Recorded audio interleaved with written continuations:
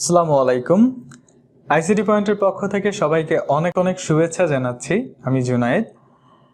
আমরা যারা স্টুডেন্ট অথবা আমরা যারা কর্পোরেট লাইফে আছি, আমাদের দৈনন্দিন কাজের জন্য আমাদের বিভিন্ন ধরনের ডকুমেন্ট ব্যবহার করতে হয়। যেমন মাইক্রোসফট অফিসের বিভিন্ন ডকুমেন্ট আমরা ব্যবহার করি, হয়তো এক্সেল, ওয়ার্ড, পাওয়ার পয়েন্ট অথবা পিডিএফ ফাইল। এই ধরনের ডকুমেন্টগুলো আমাকে যখন আমার মোবাইল ফোনে ব্যবহার করতে হয় তখন বিভিন্ন অ্যাপ আমাকে ডাউনলোড করতে হয়। তো সেই ক্ষেত্রে যাদের ফোনের র্যাম কম, এত অ্যাপ ডাউনলোড করার কারণে তাদের ফোনটা স্লো হয়ে যায়। তো আজকে আমরা কথা বলবো যে এই সব ধরনের ডকুমেন্টগুলো আমরা একটা অ্যাপের মাধ্যমে ব্যবহার বিধিটা। ব্যক্তিগতভাবে আমি যখন আমার স্টুডেন্টদের কোনো একটা ওয়ার্ড ফাইল অথবা কোনো পাওয়ার পয়েন্ট স্লাইড তাদেরকে দেই, হয়তো মেসেঞ্জারে অথবা ইমেলে তাদেরকে দেওয়ার ফলে তারা এটা যখন ডাউনলোড করে তখন একটা কমন প্রশ্ন আমাকে করে, ভাই এটা ওপেন করবো কীভাবে, আমার ফোনে ওপেন হচ্ছে না। তার মানে আমি যে ডকুমেন্টটা তাকে দিয়েছি সেই ডকুমেন্ট ওপেনার বা সেই ডকুমেন্ট ওপেন করার জন্য যে সফটওয়্যারটা দরকার তার ফোনে নেই। তো আজকে আমরা সেই বিষয়টা নিয়ে কথা বলবো যে কিভাবে একটা ডকুমেন্ট, সেটা যে ধরনের ডকুমেন্টই হোক, সব ধরনের ডকুমেন্ট একটা অ্যাপের মাধ্যমে আমরা ওপেন করতে পারবো। তো সবাইকে পুরো ভিডিওটা দেখার জন্য অনুরোধ করছি, এবং যারা আমার চ্যানেলে আজকে নতুন ভিডিও দেখছেন তাদেরকে চ্যানেলটি সাবস্ক্রাইব করে রাখার জন্য অনুরোধ করছি, আর যারা অলরেডি সাবস্ক্রাইব করেছেন তাদেরকে ধন্যবাদ। চলেন আর কথা না বাড়িয়ে আমরা সেই অ্যাপটা সম্পর্কে বিস্তারিত জানি। আমরা এতক্ষণ যে অ্যাপটার কথা বললাম সেই অ্যাপটার নাম হচ্ছে WPS অফিস। এই WPS অফিস আমরা গুগল প্লে স্টোরে একদম ফ্রিতে ডাউনলোড করতে পারবো। আমরা গুগল প্লে স্টোরটা ওপেন করি। এখানে আমরা লিখব WPS অফিস। আমরা এই ওয়ার্ডটা যখন লিখব তাহলে এটা চলে আসবে। আমি অ্যাপের লিঙ্কটা আমার ভিডিও ডেসক্রিপশন বক্সে দিয়ে দিব, সো আপনারা যেন ফোন থেকে এক ক্লিক করেই অ্যাপটা ডাউনলোড করে নিতে পারেন। তো অলরেডি যেহেতু আমি এটা ইনস্টল করে ফেলেছি, এটার নতুন করে ইনস্টল করার কিছু নাই। আমরা এখন অ্যাপের মধ্যে দেখি আসলে কিভাবে একটা ডকুমেন্ট ওপেন করতে হয়। তো আমরা অ্যাপটা ওপেন করলাম। তো ওপেন করার পরে এই হচ্ছে তার ইন্টারফেস। এখানে প্রথমেই লেখা আছে হচ্ছে ওপেন ফাইল। আমরা ওপেন ফাইলে যদি ক্লিক করি তো এইখানে একটা সংক্ষিপ্ত পরিসরে দেওয়া আছে যে এখানে আপনি কি কি ডকুমেন্ট ব্যবহার করতে পারবেন। এখানে ডকুমেন্ট মানে ওয়ার্ড ডকুমেন্ট, আপনি PPT power point presentation file open করতে পারবেন, এক্সেল ফাইল ওপেন করতে পারবেন, পিডিএফ ফাইল ওপেন করতে পারবেন, বিভিন্ন টেক্সট ফাইল ওপেন করতে পারবেন, এবং আদার্স এছাড়াও আরও যদি কোনো থাকে যেমন HTML ফাইল বা বিভিন্ন ফাইল যদি আপনি ওপেন করতে চান তাহলে এইখানে আপনি করতে পারবেন। তো সবচেয়ে মজার ব্যাপার হচ্ছে আমি যখন ওয়ার্ড ফাইলে ক্লিক করব তখন আমার ফোনের মধ্যে যে সকল ওয়ার্ড ফাইলগুলো এক্সিস্ট করে সেগুলো আমাকে দেখাবে। সো আমরা এটা ওপেন করছি না। এখানে এরকম করে আপনি যখন প্রত্যেকটা আইকনে ক্লিক করবেন তখন আপনাকে দেখাবে আপনার ফোনে কি কি ডকুমেন্ট আছে ওই টাইপের। আচ্ছা, আমরা এখন যেটা দেখতে চাই সেটা হচ্ছে যে আমরা একটা ডকুমেন্ট ডাউনলোড করব। সেই ডকুমেন্টটা আমরা কিভাবে এখানে ওপেন করব। তো আমি আমার ড্রাইভ থেকে, আমার জিমেলের ড্রাইভ থেকে আমি একটা ডকুমেন্ট ডাউনলোড করতেছি।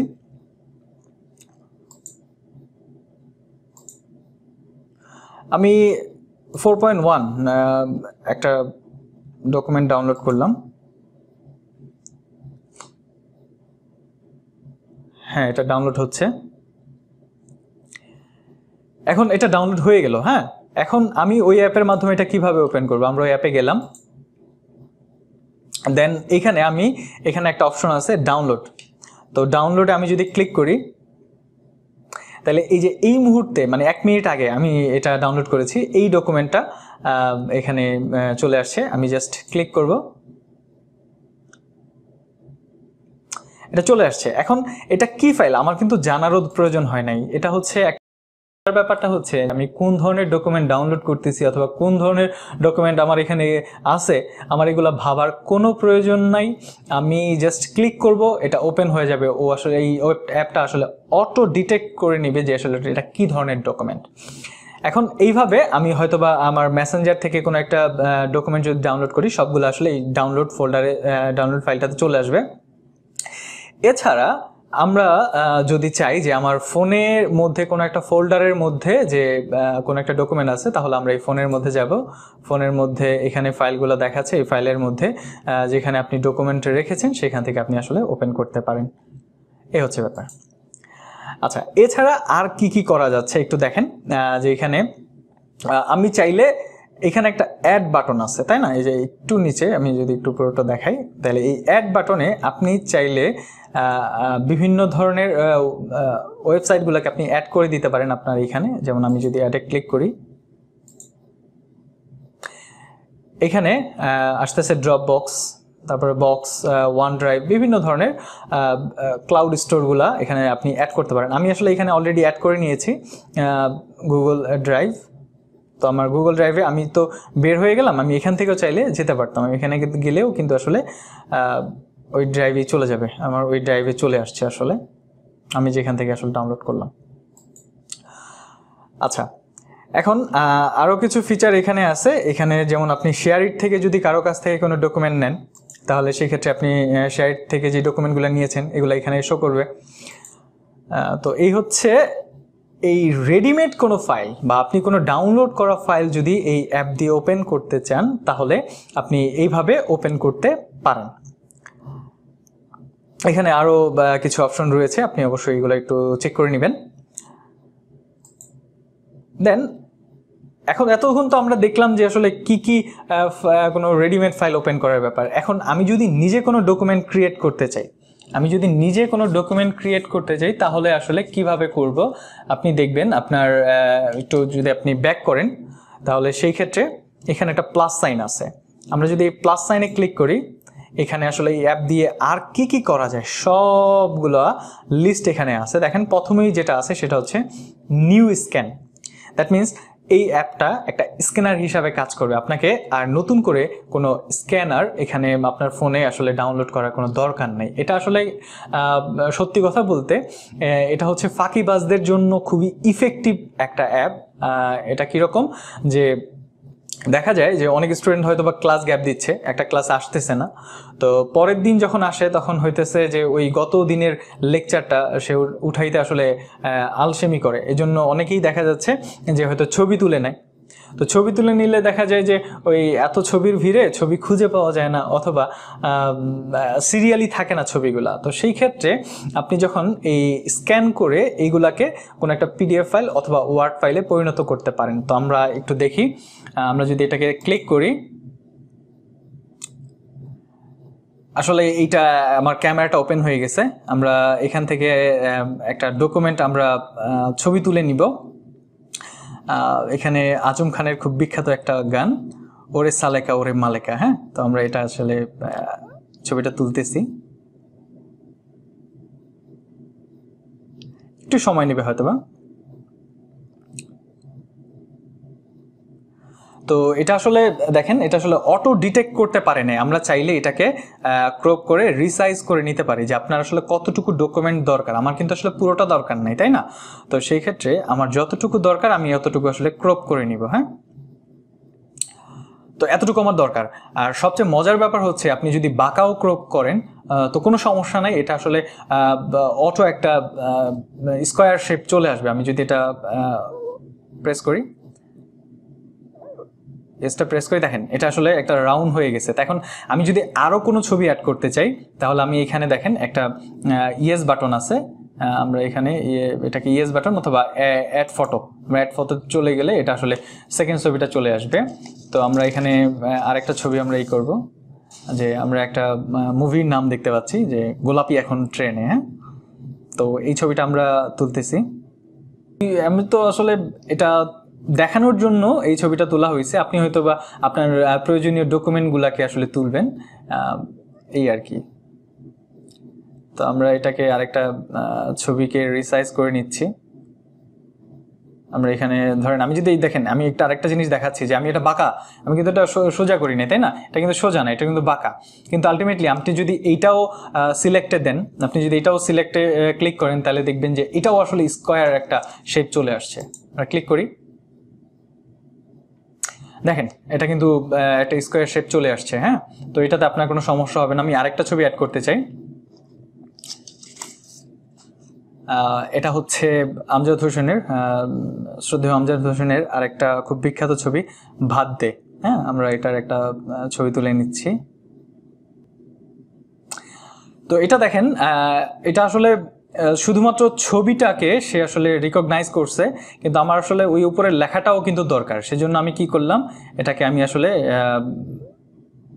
নিজে কাস্টমাইজ করে নিলাম। এটাকে আমি পুরাটাই চাচ্ছি, আমি পুরাটাই ছবিটা নিতে চাই। তো সেই ক্ষেত্রে আমি 3টা ছবি তুলে নিলাম। এখন আমার মেইন কাজ, এখন কিন্তু এই ছবিগুলো আছে।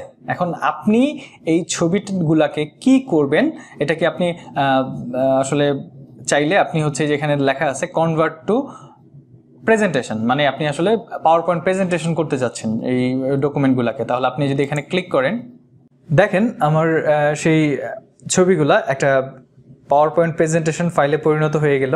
এখন আমি এই ফাইলটাকে যদি সেভ করতে চাই, তাহলে সেই ক্ষেত্রে আমি এটাকে জাস্ট এই যে উপরে যে বাটনটা দেখতে পাচ্ছেন, আমি যে উপরে যে বাটনটা সেভ বাটনটা আছে, সেই সেভ বাটনটাতে আমরা ক্লিক করব।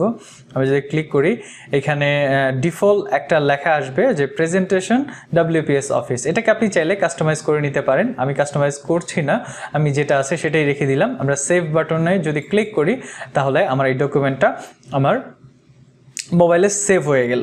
তার মানে আপনি যে কোনো সময় আপনার দরকারে এটা ব্যবহার করতে পারেন। ওকে, আমরা এবার একটু ব্যাকে যাই। আমরা কিন্তু কি করলাম, আমরা প্রথম স্ক্যানার হিসাবে যে কাজটা সেটা করে ফেললাম। আর এটা হচ্ছে new memo.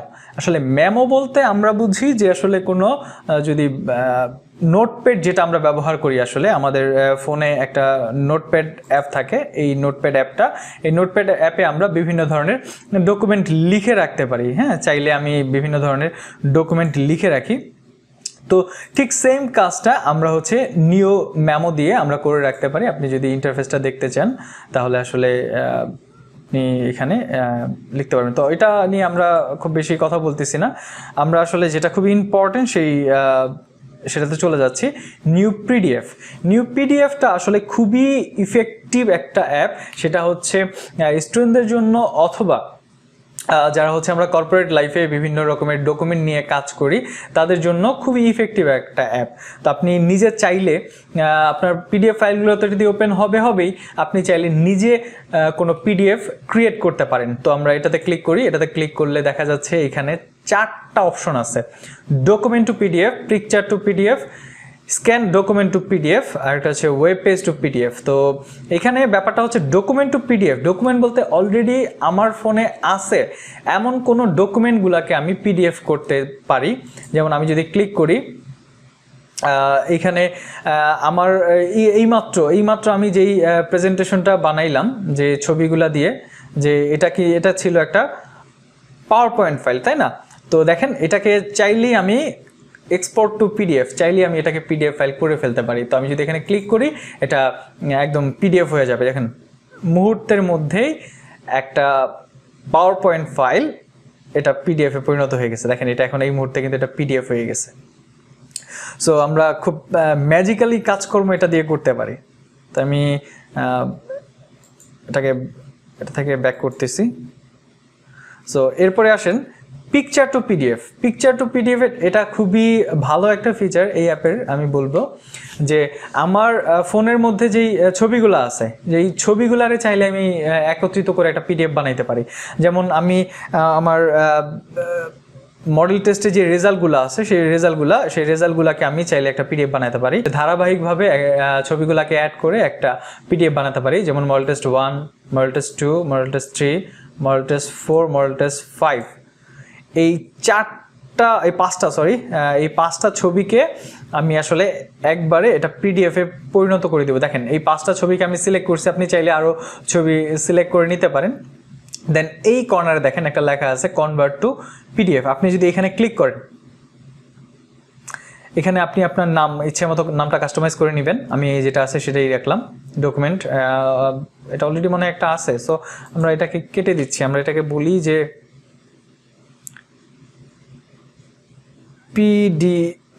PDF WPS office. আমরা জাস্ট এখানে এক্সপোর্ট টু পিডিএফ দিব, ম্যাজিক। দেখেন এক মুহূর্তের মধ্যে যেই ছবিগুলো, সব ছবিগুলো হচ্ছে আমার পিডিএফে পরিণত হয়ে গেল। তার মানে এখানে সিকোয়েন্স ব্রেক হওয়ার অথবা কোনো ছবি হারিয়ে যাওয়ার কোনো চান্সই থাকলো না। আমি সবগুলা ডকুমেন্টকে একসাথে পিডিএফে পরিণত করতে পারি। এটা স্টুডেন্টদের জন্য খুবই ইফেক্টিভ হতে পারে, কারণ যারা হ্যান্ড নোট করতে অভ্যস্ত তারা হ্যান্ড নোট করে এরকম ছবি তুলে তোমরা হচ্ছে পিডিএফ করে ফ্রেন্ডদের সাথে শেয়ার করতে পারো। এটা খুবই ইফেক্টিভ হবে, কেননা দেখা যায় যে কোনো ফ্রেন্ড হয়তো বা খাতা নিলে সহজে দিতে চায় না। এটা হচ্ছে একটা বদ অভ্যাসের মতো। তো সেই ক্ষেত্রে তুমি কোনো একটা ডকুমেন্ট ছবি তুলে দেন পিডিএফ করে সবাইকে শেয়ার করতে পারো, অথবা তুমি চাইলে এখানে নিজে একটা তোমার নিজের একটা নাম টাম লিখে দিলা, মানে পাবলিসিটি করলে আর কি, এরকম আর কি ব্যাপারটা। যাই হোক, এই হচ্ছে আমাদের পিডিএফ ফাইল গেল। আমরা হচ্ছে পিকচার থেকে পিডিএফ করলাম। তারপরে স্ক্যান ডকুমেন্ট টু পিডিএফ, এটা অলরেডি আমরা যেই নিউ স্ক্যানে আমরা যেটা দেখে আসলাম ঠিক সেম কাহিনী। সো এটাকে আমি কথা বলতেছি না, আর এটা অলরেডি আমরা দেখে ফেলছি। আর ওয়েব পেজ টু পিডিএফ, এখানে আপনি চাইলে হচ্ছে আপনার ওয়েবসাইটের লিঙ্ক এখানে দিতে পারেন। আসলে এই যে এইখানে আপনি হচ্ছে আপনার ইউআরএলটা ইনপুট দিতে পারেন। যেখানে যদি আপনি ফেসবুকের ইউআরএলটা দেন তাহলে পুরোটা ইউআরএলটা দিবেন হচ্ছে যেভাবে ইউআরএল লেখে https www. এরপরে হচ্ছে আপনার সেই কাঙ্ক্ষিত ডোমেইন নেমটা দিয়ে হচ্ছে আপনি যদি ক্লিক করেন তাহলে ওই ওয়েবসাইটে চলে যাবে। এটাতে আমরা আর যাচ্ছি না। এমনি হচ্ছে আমাদের ভিডিও অনেক বড় হয়ে গেছে, হ্যাঁ, তো অনেকে হয়তো বা এটা নিয়ে মন খারাপ করবে যে এত বড় ভিডিও। যাই হোক, ওকে, আমরা এতক্ষণ স্ক্যানের ব্যাপারটা জেনেছি, মেমোর ব্যাপারটাও জেনেছি, একটু পিডিএফের ব্যাপারটা জেনেছি। আর স্প্রেডশিট হচ্ছে এক্সেল ফাইল, মাইক্রোসফট অফিসের যে এক্সেল ফাইল। তো এটা হচ্ছে ডেটা এন্ট্রির কাজে ব্যবহার করা হয়। তো যারা ইন্টারেস্টেড তারা একটু এটা ব্যাপারটা একটু ঘেটে দেখবেন। স্টুডেন্টদের যেই জিনিসটা সবচেয়ে বেশি দরকার হয় সেটা হচ্ছে প্রেজেন্টেশন, পাওয়ার পয়েন্ট প্রেজেন্টেশন আর কি। তো দেখা গেছে যারা ভার্সিটিতে আছে, ভার্সিটিতে হয়তো সবে ভার্সিটিতে উঠেছে অথবা ভার্সিটি ফার্স্ট ইয়ার অথবা সেকেন্ড ইয়ারে রয়েছে, তাদেরকে বিভিন্ন ধরনের পাওয়ার পয়েন্ট প্রেজেন্টেশন ফাইল বানাতে হয়, বিভিন্ন প্রেজেন্টেশন। তো সেই ক্ষেত্রে অনেকেই বলে আমার তো কম্পিউটার নাই। আমি দেখেছি আমরা যখন পড়তাম যে আমার তো আসলে কম্পিউটার নাই, তো আমি আসলে কীভাবে বানাবো। আসলে এই সময়ে এসে যদি আপনি এই কথা বলেন, এটা আসলে সত্যি হাস্যকর। এটা জাতির জন্য নয়, এটা আপনার জন্য হাস্যকর ব্যাপার। কারণ এখন মোবাইল ফোনে আপনি সব কিছু করতে পারেন। আপনি চাইলে এই WPS অফিস এই অ্যাপটা ব্যবহার করে আপনি কোথাও যাচ্ছেন, বাসে বসে কিন্তু আপনি আসলে প্রেজেন্টেশন ফাইল বানাতে পারেন। আপনি যখন নিউ প্রেজেন্টেশনে ক্লিক করবেন তখন এইখানে অনেকগুলো টেমপ্লেট থাকবে, যে টেমপ্লেটগুলো আসলে কিছু অটোমেটিক কিছু ডিজাইন এখানে করে দেওয়া থাকবে। আপনি চাইলে এইখান থেকে কোনো একটা টেমপ্লেট সিলেক্ট করতে পারেন, অথবা আপনি চাইলে নিজে কোনো টেমপ্লেট ক্রিয়েট করতে পারেন। তাহলে সেই ক্ষেত্রে আপনাকে যেতে হবে এই যে ব্ল্যাঙ্ক, যে এখানে টেমপ্লেটটা লেখা আছে, এখানে আমরা চলে যাব। এই প্লাস আইকনে যখন আমরা ক্লিক করব তখন এখানে একদম সাদা একটা টেমপ্লেট আসবে ফাঁকা। এখানে আপনি আপনার ইচ্ছে মতো ডকুমেন্ট অ্যাড করে আপনি হচ্ছে আপনার প্রেজেন্টেশন বানাতে পারেন। তো সেক্ষেত্রে এখানে বলতেছে double tap to add title, মানে এখানে আমাকে ডাবল ক্লিক করতে হবে, তাহলে সেক্ষেত্রে আমি এখানে কাস্টমাইজ করতে পারবো। তো সেক্ষেত্রে আমি এখানে ডাবল ক্লিক করলাম। ডাবল ক্লিক করার পরে এখানে আমার ইচ্ছে মতো আসলে আমি আমার টাইটেল বসাবো। আমি আসলে আজকে WPS অফিস নিয়ে টিউটোরিয়াল বানাচ্ছি, তো আমি লিখলাম হচ্ছে বড় হাতে করে নিই, PS অফিস, WPS অফিস। হ্যাঁ, তো আসলে আপনারা যে ভিডিওটা দেখছেন সেটা হচ্ছে ICT পয়েন্ট চ্যানেলে। সো আমি এখানে নাম দিলাম হচ্ছে ICT পয়েন্ট।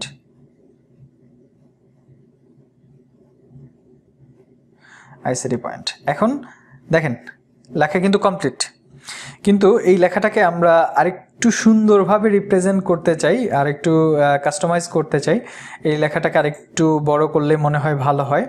তো এখানে দেখেন এই লেখাটা যখন আমরা ক্লিক করব তখন নিচে দেখেন কিছু আইকন আসছে, এখানে বলতেছে A-, যখন আপনি ক্লিক করবেন লেখাটার সাইজটা একটু ছোট হবে, আর যদি যখন প্লাসে ক্লিক করবেন তাহলে এটা বড় হবে। তো আমরা এটা যদি প্লাসে ক্লিক করি দেখেন লেখাটা বড় হচ্ছে।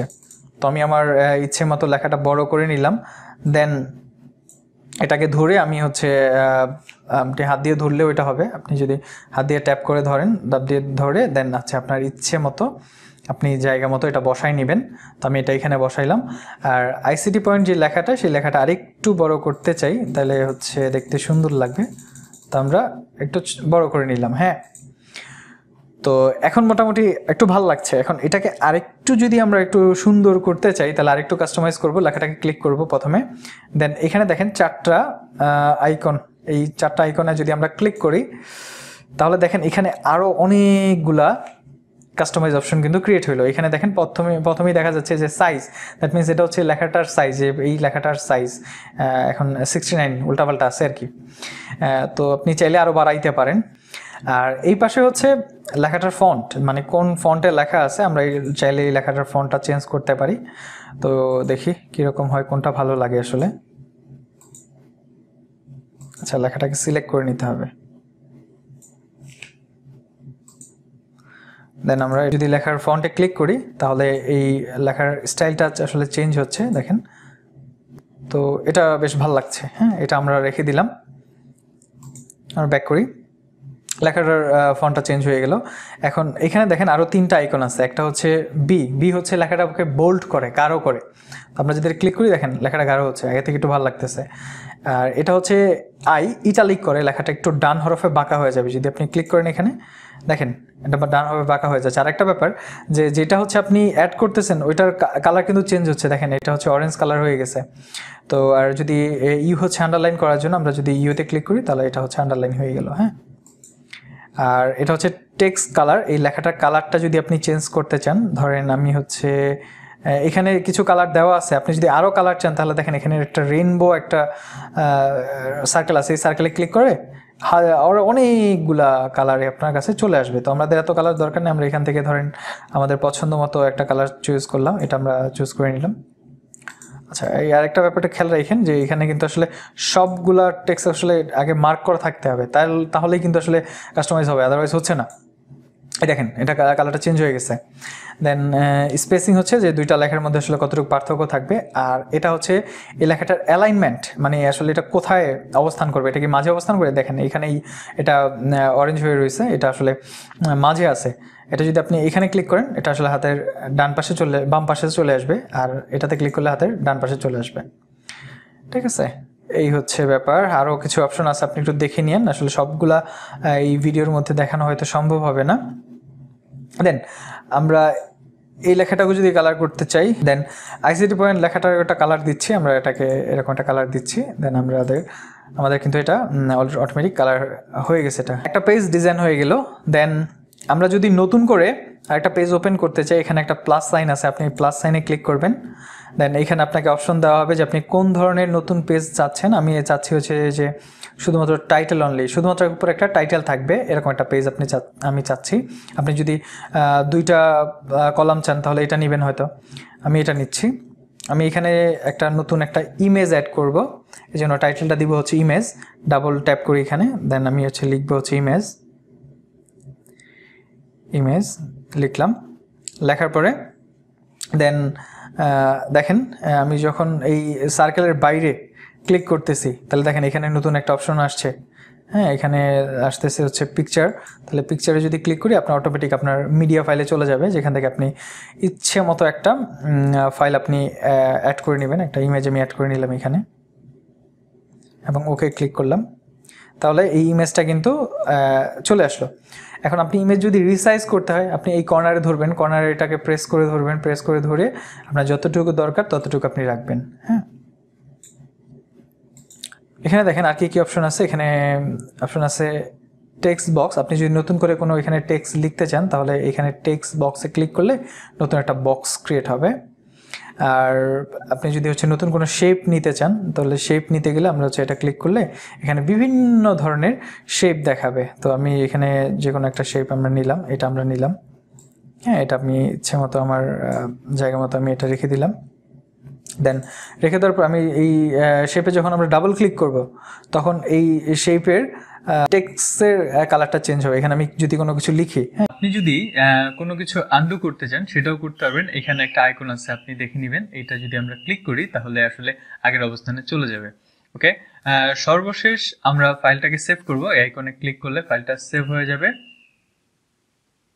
আমরা এই ফাইলটা ব্যবহার করতে পারবো। ডান।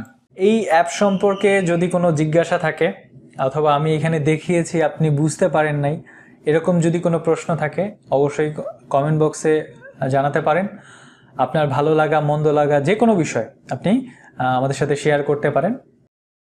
আর এতক্ষণ ধরে আমাদের বক বক শোনার জন্য অসংখ্য ধন্যবাদ। যারা এই প্রথম আমার চ্যানেলে ভিডিও দেখছেন তারা অবশ্যই চ্যানেলটাকে সাবস্ক্রাইব করে রাখবেন, আর যারা অলরেডি সাবস্ক্রাইব করেছেন তাদেরকে অসংখ্য ধন্যবাদ। আপনার একটা লাইক, একটা কমেন্ট, আপনার একটা শেয়ার আমাদেরকে অনেক বেশি অনুপ্রাণিত করে আমাদের পরবর্তী ভিডিও বানানোর জন্য। সবাইকে অনেক অনেক ধন্যবাদ জানিয়ে শেষ করছি আমাদের আজকের টিউটোরিয়াল। হয়তোবা নেক্সট কোনো দিন খুব শীঘ্রই দেখা হবে অন্য কোনো টপিক, অন্য কোনো বিষয় নিয়ে। সেই পর্যন্ত সবাই ভালো থাকবেন। আল্লাহ হাফেজ।